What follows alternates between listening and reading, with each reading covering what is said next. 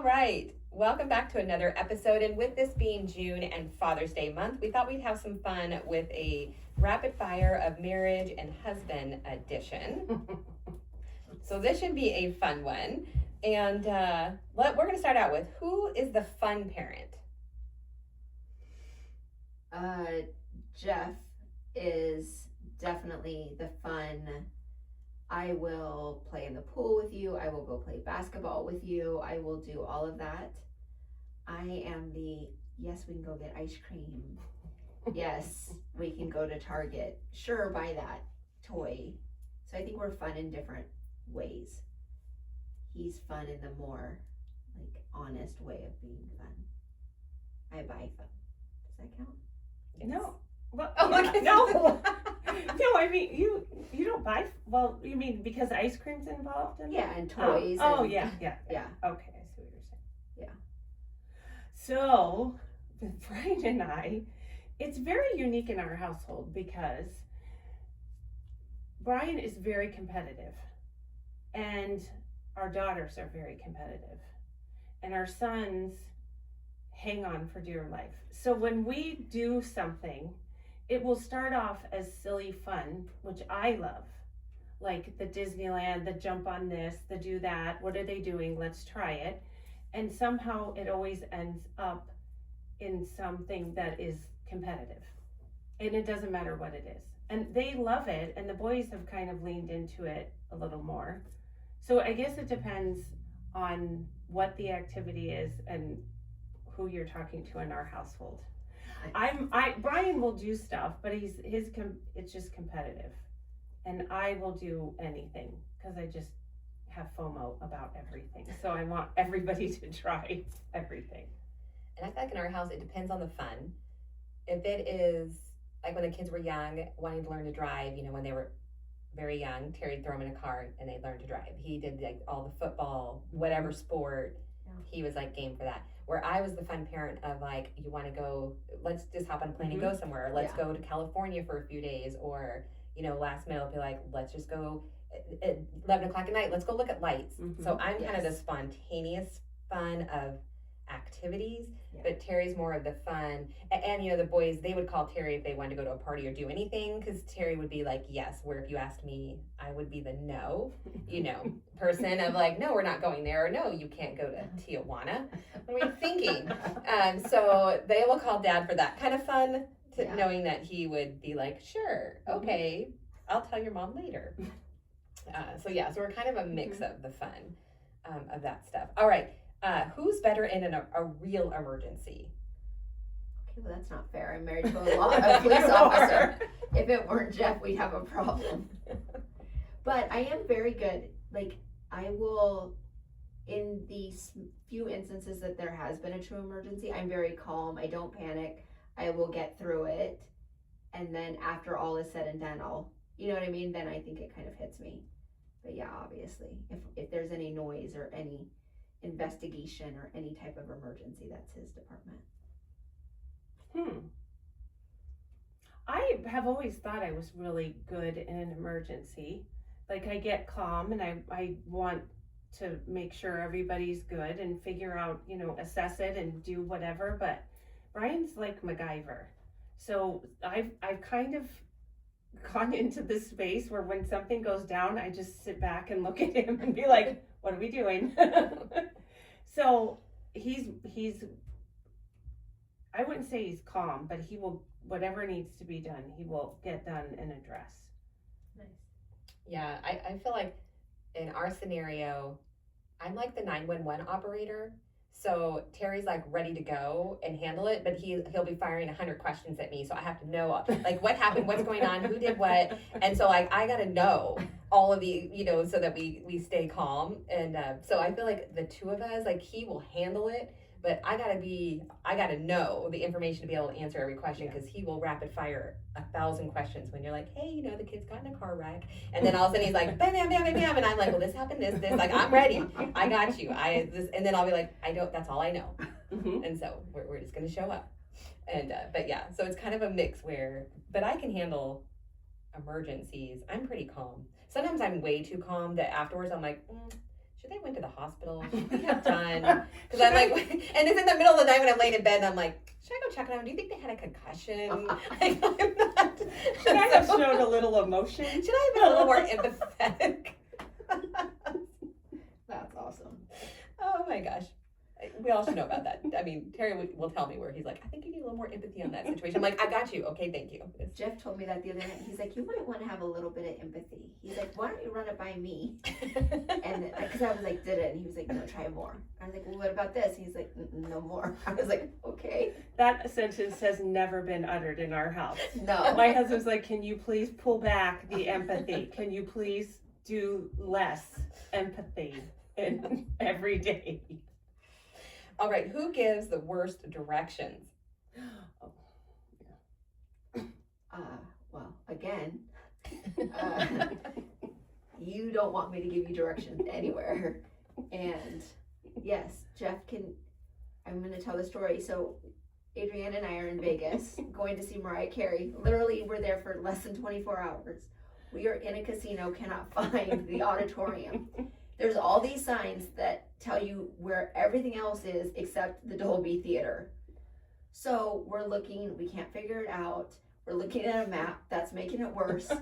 I literally called Jeff and I was like, hey, and he's at home in Arizona, I'm in Vegas. I'm gonna need you to pull up Find a Friend. Can you tell me where I am? And he was like, what? I'm like, where am I? And this is where I need to go. He did. He was like, turn around. Do you see an escalator? So got us there. And he was like, look up. Go right. Now stop. Do you see it? And we're like, okay, thanks. And hung up. That was, I'll never forget that. And she was like, why are you calling Jeff? I was like, he'll figure it out. Hold on. And sure enough. From another state. He totally did. It's like, hey, what are you doing? And I don't remember what he was doing. I was like, but I'm going to need you to tell me where I am. He was like, what? We got there. There you go. You guys? This is north. Yep. This is south. This is east. And this is west. All the time. I don't know how I got around before without I honestly don't. I must have just stayed in one little bubble of life. I'm the worst with directions and whatever. Brian you can have him in a dark room, spin him around 100 times, cover up anything in the world, and he'll tell you where something is. He just has that internal amazing direction thing, and I do not. He'll call me sometimes because he'll see me on the phone and he'll be like, where are you going? I'm like, leave me alone. I'm going to get there the way I need to get there. Do you remember MapQuest? Where you print out like 18 pages of directions? Or what about that stupid little Garmin thing? Yes. I couldn't even get that thing to work. Terry and I were doing a road trip once with the Garmin, and then we were in the middle of nowhere, and all of a sudden it was recalibrating, and I was like, we don't know where we're going. Guys, I didn't print out directions. I don't know where we're going. Like, it needs to find its place. I will say on directions, Terry is good at directions. With me, he just knows if I tell you directions, there's two things. I'm always a mile off, one direction or the other. So you just know that go another mile or go less a mile because you're going to get there. And I also give directions based on markers. So Yes. I can remember everything, like there's a tree with 3 limbs and there's like a homeless man on the corner and this, and then you take a left and you'll be right there. And Terry will be like, what? And I'll say, yes, like when you see the things, and then we'll be driving, I'll be like, see, right there's the homeless man. I told you, he's always on this corner. And so that's kind of where he gets, like it'll drive him crazy. And and friends now, when they call me and I give them directions, and then he'll be like, just not long ago, a client, they're like, I thought you said highway. And I was like, oh no, I'm on Riggs. I'm like, you should know by now, 1 mile, 1 mile, like come back up, you know where I'll be. So that's kind of where, how we do our directions, but Terry handles the directions. I don't handle directions at all for that. So I just keep thinking of how many things in our friendship you're in charge of that we find out repeatedly you're not good at. But we trust her. I know. Like with she- emergencies. it doesn't I even get matter. you all there in the end. Like, that's all that matters. You know it what doesn't have to be perfect. And you guys don't know anyways any different. I know, we have no clue. And We're we like, also what? sit there and wait for you to do it. Right. We're just like, we're just gonna sit, she'll do it, it'll be fine. She'll figure it out. And now It's we're fine. hearing, wait, what do you mean you're not good at directions? You're the one that takes us everywhere. Yeah, so one of my friends, she's hilarious because I will never forget. We went to Mexico, flew into Cancun for an event, and I don't print anything. I travel. I just show up.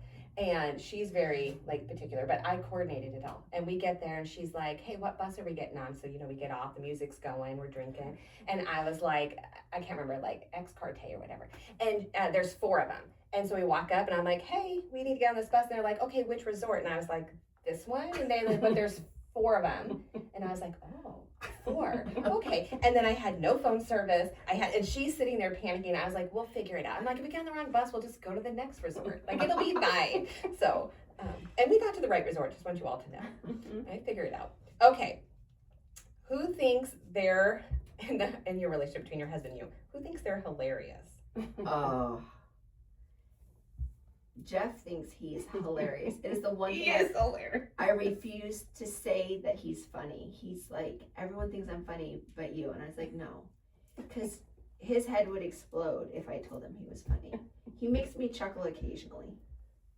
He makes you shake your head like this. All a the lot. time. He thinks he's hilarious. He laughs loud at himself. He's like, ha ha ha, that was so funny. I'm like, what? Oh He's the my king gosh. of the dad jokes too. It's so bad. But I love him. I think I'm sillier for sure. My husband wants to be. He wants to laugh out loud, and he wants to be. And you will see him sometimes really, really enjoy something, but it isn't like when I enjoy something. I can crack myself up anytime. Yes. And Terry will be like, especially at night, if something makes me laugh and I can't stop. And then literally in bed, he'll be like, "Are you done yet?" And then it will just I reset get that a everything. lot, And I'll too. be like, "I am just hilarious." And he'll be like, "You think you're so hilarious?" And I'm like, "I am." So. We are hilarious together though. Because we just laugh at each other. I know. All right. Who controls your thermostat? I don't get any of these answers. Jeff is the answer to every single one of these. And he's very particular because apparently SRP likes to charge us. We have the solar, and so we've got batteries, and he's like, "It's 2:04. Why is the thermostat to this?" And I'm like, "What?" I don't know, because I was hot or I was cold, and he's like, "You can do it until 2:00. Like, he's so meticulous with the electricity and the thermostat and the. Brian is in charge of it. So much so that now he has an app on his phone where he can control everything, and he sees when anything is changed. Yes, Jeff gets an alert. Yes. Like, he's like, "Who turned And it there down?" are times when, in the middle of the night, when the heat goes off inside my body, I don't even care. And I will just walk out there and hit the button, and his phone goes ding. He's gotten better about it because we have new air conditioning units now, so. Terry is our thermostat officer, Mhm. and everything's on lockdown. And he too used to watch the SRP lines, and he'd be like, "Why is it red? Why was it red today? Who had what on?" And now he's busier, he's calmer on that. But I will never forget when I think it was cold. It might have been cold. No, maybe it was warm. But the basement, it doesn't heat and cool the same as the upstairs. But Joey was talking about being hot, and all I could remember was like on the Christmas Carol, we're like, "Can I have some cold, please?" Joey's literally up like, "Can I have some air, please?" And Terry literally puts it up 1. I was like, "Could he have 2?"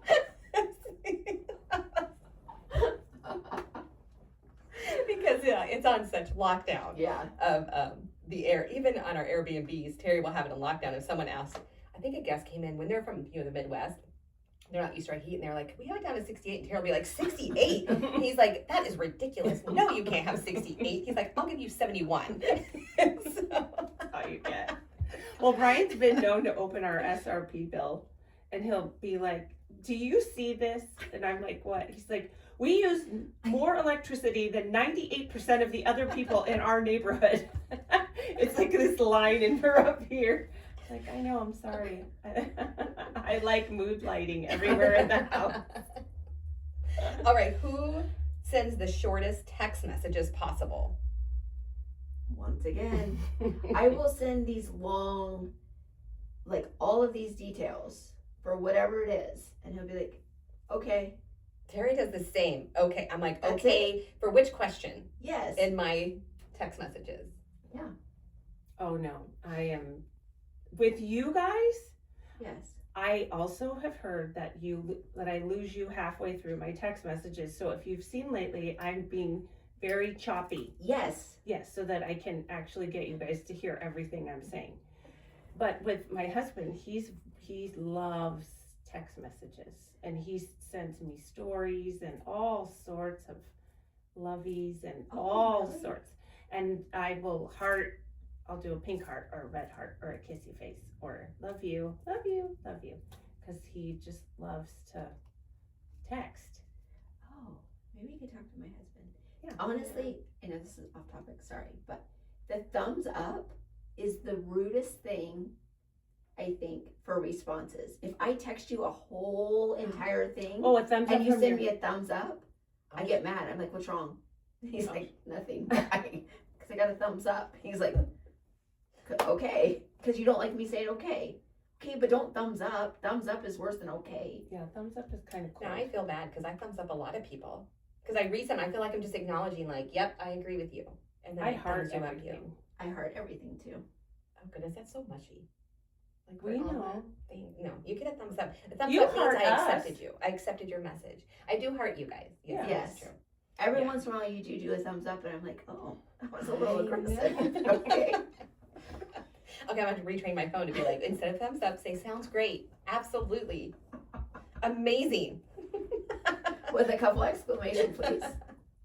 Okay, who acts annoyed but would do anything for the family? Oh, that's Jeff. He always looks grumpy. I'm always like, what's wrong? He's like, nothing. Or yeah. I think. Yeah, not wrong with that one. Brian will. We have this thing where if it is not palatable to him, he will have a moment, walk away, and then start doing whatever needs to be done. But yes, that's totally him.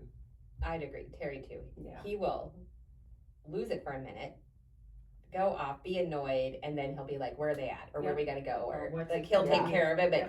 he's gotta first vent it. And I had to learn because I would try to like counteract his venting. And then I'd make it worse where he just needed a moment, say what he needed to say, and then move on. Where like I'm a fixer and I'm a positive fixer, and that sometimes annoys people. And you're trying to like positively fix an issue, evidently. Okay, what's something your husband does that makes you feel safe? Everything about him makes me feel safe. Like I'm safe emotionally with him, physically, mentally, financially. Like he's just got me 100%. Oh. I always tell, like, my husband is MacGyver. Like, if something's broken, just give him some aluminum foil, a Band-Aid, and a rubber band, and he's just made a grill. I don't know what he's done.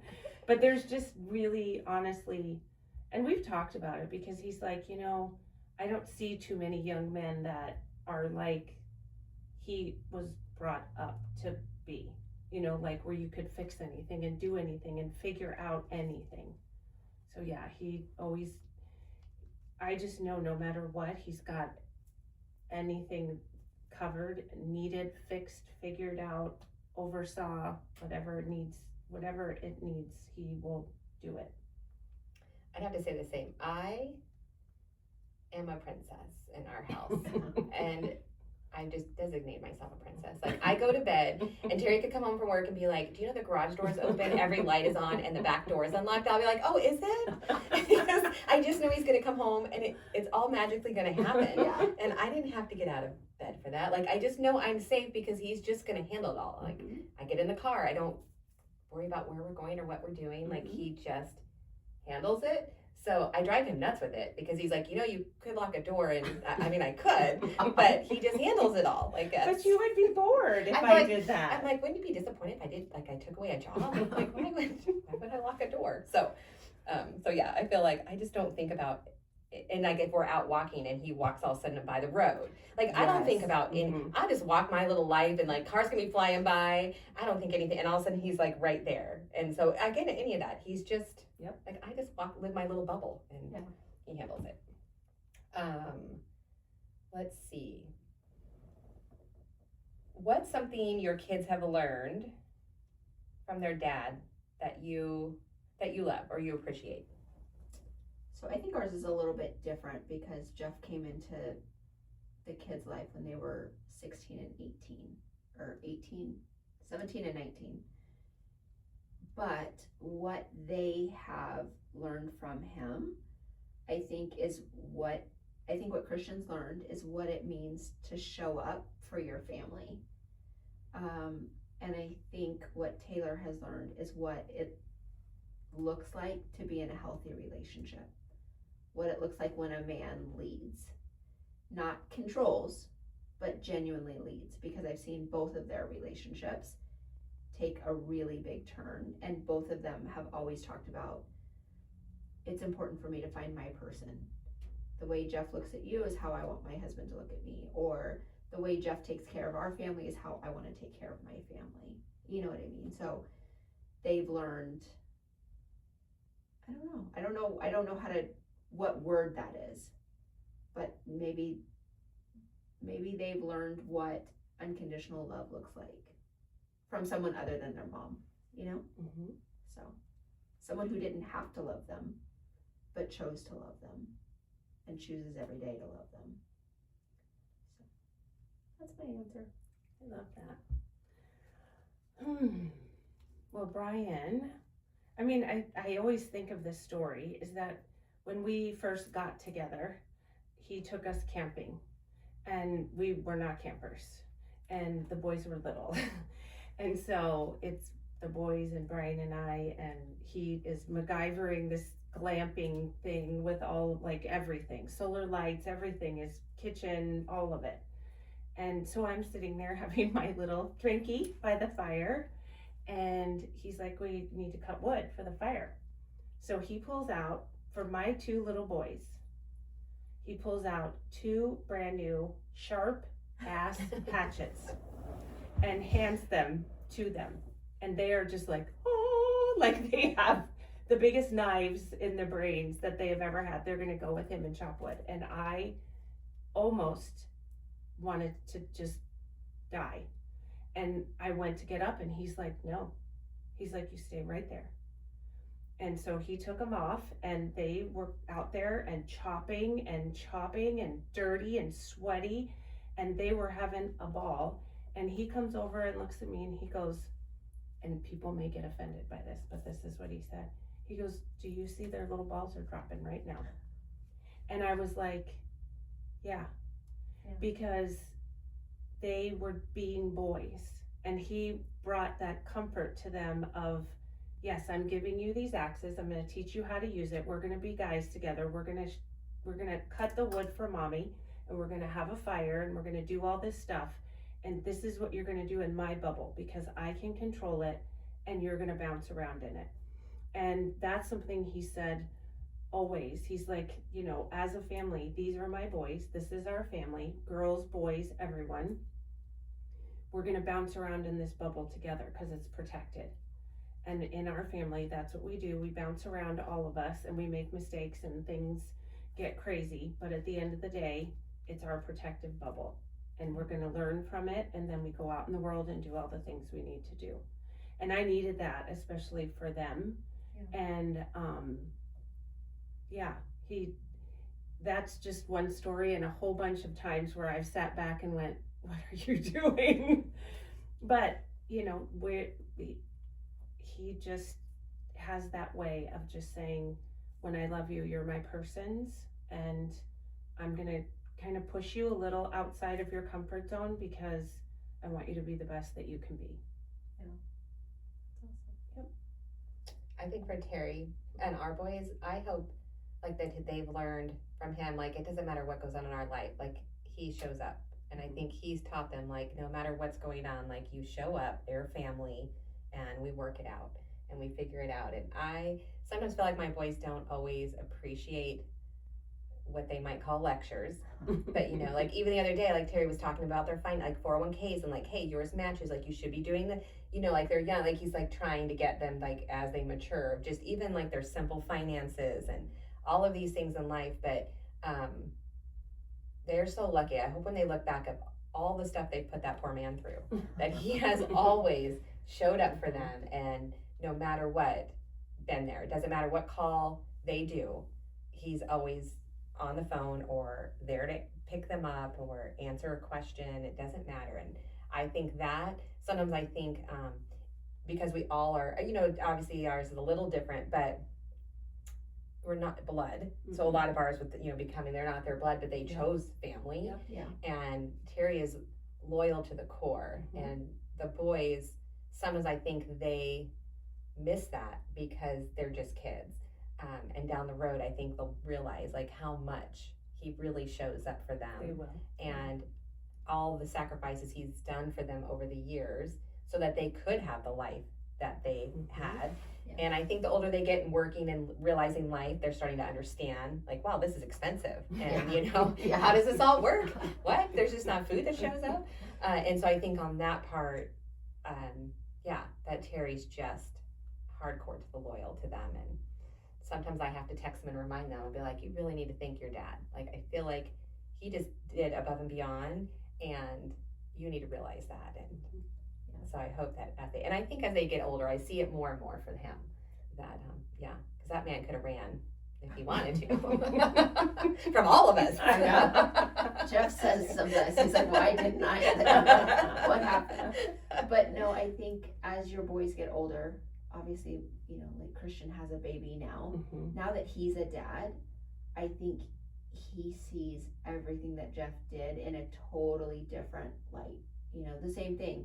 Like the first time he needed brakes, Christian's like, I need $500 for brakes. And Jeff's like, or we can go get them and I can show you how to do it. He did one, showed him how to do, you know, so Christian wasn't really thrilled with that. He was like, I don't want to do that, right? Like, mom just gives me money and somebody else does that, right? But now all of those little moments that I think were eye roll moments, or are you kidding me? Why do I have to do it this way?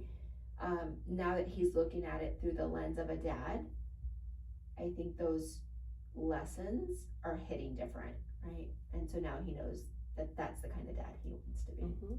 I love that. And I feel like as our boys get older, things that they do, I see with their girlfriends and their life or with their friends, I'm like, okay, they're picking up, they are seeing it, you know. And they watch. Yeah. I tell Brian all the time, I'm like, it's funny, we'll sit at dinner and like, little boys, they just watch everything that he did and mimic everything that he did.